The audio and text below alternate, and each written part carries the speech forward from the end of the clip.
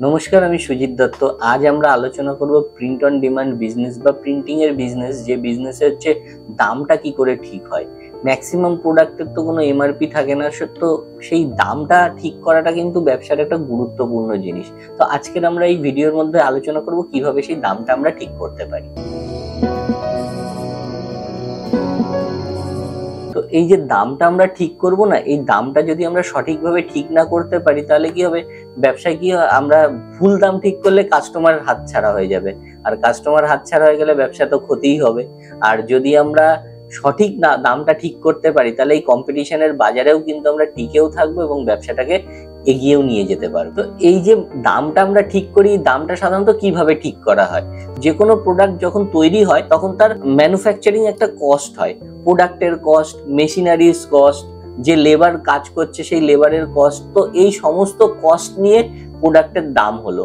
এবং সিমিলার যখন প্রোডাক্টটা কমপ্লিট হলো তখন তার শিপিং, কোথাও পাঠাতে হবে তার শিপিং খরচা, তারপরে তার প্যাকেজিং খরচা, এবং যখন মার্কেটিং হবে সেই খরচা। এই সমস্ত কিছু খরচা যদি আমরা কোনো প্রোডাক্টের উপরে যোগ করি তবেই হয়ে যাবে সেই প্রোডাক্টের দামটা ঠিক করা।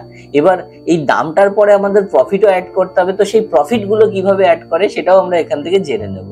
তো এই দামটা যে আমরা ঠিক করব না, এই দামটা ঠিক করার জন্য আমাদের প্রথমত মার্কেটকে রিসার্চ করতে হবে। হট করে আমরা একটা দাম তো দিতে পারবো না, কারণ দামটা ঠিক করার জন্য সবার আগে দেখতে হবে আমাদের যে কম্পিটিটর, কারণ আমরা যে জিনিসটা বেচছি আমরা তো একা বিক্রি করছি না, আশেপাশে কেউ না কেউ কোথাও না কোথাও বিক্রি করছে। তারা কিভাবে হিসাবটা করেছে বা তারা কোন রেশিওতে ধরেছে প্রফিট গুলো, তো সেটা আমাদের দেখতে হবে। তো সেইভাবেই যেমন আমরা আশেপাশের কম্পিটিটরদের দেখবো, তেমন আমরা অনলাইনেও দেখবো, কারণ প্রোডাক্টের ম্যানুফ্যাকচারিং কস্ট তো আমরা বের করে নিতেই পারবো, কিন্তু প্রোডাক্টের যে প্রফিটটা সেটা কোন রেশিওতে হয়েছে, তো সেটারও কতগুলো স্ট্র্যাটেজি আছে যে কিভাবে আমরা সেই প্রোডাক্টের দামটাকে ঠিক করব। কারণ দামটা হচ্ছে যে কোনো ব্যবসার জন্য কিন্তু গুরুত্বপূর্ণ, আর এই ব্যবসায়, যে ব্যবসাতে তো কোনো এমআরপি নেই, সেটার জন্য তো আরো ইম্পর্টেন্স আছে। তো কারণ হচ্ছে আমাদের যে প্রোডাক্টটা আমরা তৈরি করছি সেই প্রোডাক্ট আর কম্পিটিটর যারা সেরকম প্রোডাক্ট বানাচ্ছে তাদের প্রোডাক্টের মধ্যেও দেখতে হবে যে আমার প্রোডাক্টের মধ্যে আলাদা কি আছে।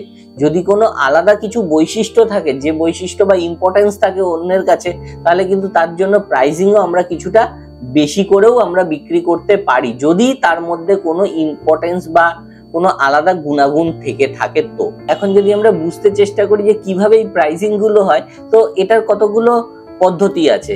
প্রথম যে পদ্ধতিটা সেটা হচ্ছে কস্ট প্লাস বলে, মানে কস্টিং এর সঙ্গে আমরা একটা প্রফিট ধরে যে প্রাইসটা দাঁড়াবে সেটা একটা প্রসেস। তো এভাবে অনেকেই প্রাইস ঠিক করে। সেকেন্ড যে প্রসেসটা সেটা হচ্ছে মার্কেট বেস, মানে আমরা যে প্রোডাক্টটা তৈরি করেছি সেই প্রোডাক্টের মার্কেটে কেমন দাম চলছে, তো সেই দাম অনুযায়ী কিন্তু আমরা এটার একটা প্রাইসিং ধরতে পারি, মানে ফাইনাল প্রাইসটা মার্কেটে কি রকমের গুণাগুণ চলছে, অন্যরা কেমন করে বিক্রি করছে, তাদের হিসাবেই আমরা দামটাকে ঠিক করতে পারি। লাস্ট যেটা হতে পারে সেটা হচ্ছে ভ্যালু বেস, মানে আমাদের প্রোডাক্টটার ভ্যালু কতটা, মানুষের কোন কাজে লাগছে এবং তার কাছে এই প্রোডাক্টটা দিয়ে সে কি ভ্যালু বের করছে। তো সেই হিসাবে আরেকটা প্রসেস হয়, সেটা হচ্ছে ভ্যালু বেস প্রাইসিং। তো তিন রকম ভাবেই কিন্তু আমরা প্রাইসটা বের করতে পারি। তো আপনি প্রত্যেকটা ব্যবসার না ধরন আলাদা হয়, সেই ধরন অনুযায়ী বা প্রত্যেকটা ব্যবসার প্রোডাক্টের ধরন অনুযায়ী দাম ঠিক হয়। তো সেই ধরন অনুযায়ী আমরা যে ব্যবসাই করব, যে প্রোডাক্ট নিয়ে কাজ করব, সেটা কোন ধরনের প্রোডাক্ট হবে বা কিভাবে আমরা দামটা ঠিক করতে পারবো, এই তিনটের মধ্যে কোনো না কোনো ভাবেই প্রসেস সবাই অ্যাপ্লাই করে। তো আমরাও এইভাবেই কিন্তু প্রাইসটা ঠিক করতে পারি। তো এই যে আমরা প্রসেস গুলো জানলাম, এভাবেই কিন্তু আমরা প্রাইসটাকে ঠিক করে যদি নিতে পারি এবং সঠিক দাম দিতে পারি, তাহলে কিন্তু এই কম্পিটিশনের বাজারেও আমরা টিকে থাকবো। আর দাম গোলমাল হয়ে গেলেই কিন্তু কাস্টমার চলে যাবে। তো এই রকম ভাবেই আমরা এই প্রিন্ট অন ডিমান্ডের উপরে বা এই প্রোডাক্টের উপরে প্রাইসিং ক্যালকুলেশনের জন্য আমাদের একটা কোর্স আমরা তৈরি করেছি। তো আমাদের প্রচুর স্টুডেন্ট আছে যারা এই কোর্সগুলো করে তারাও বেনিফিটেড হয়েছে। আপনারও যদি মনে হয় এই টাইপের বিজনেস আপনি করতে চান, আপনিও আমাদের কোর্স জয়েন করতে পারেন, তাহলে এখান থেকে হতে পারে আপনিও কিছু না কিছু বেনিফিট পেতে পারেন। তাহলে আজকের ভিডিওতে আশা করি কোনো না কোনো ভাবে আপনাকে উপকার করতে পেরেছি বা ভ্যালুয়েবল ইনফরমেশন আপনাকে দিতে পেরেছি। যদি ভিডিও ভালো লাগে অবশ্যই লাইক করবেন, চ্যানেল নতুন হলে তো সাবস্ক্রাইব করবেন এবং বেল আইকন ক্লিক করে দেবেন। মতামত থাকলে কমেন্ট করবেন। ততদিন ভালো থাকবেন, সুস্থ থাকবেন, দেখা হবে পরের ভিডিওতে। ধন্যবাদ।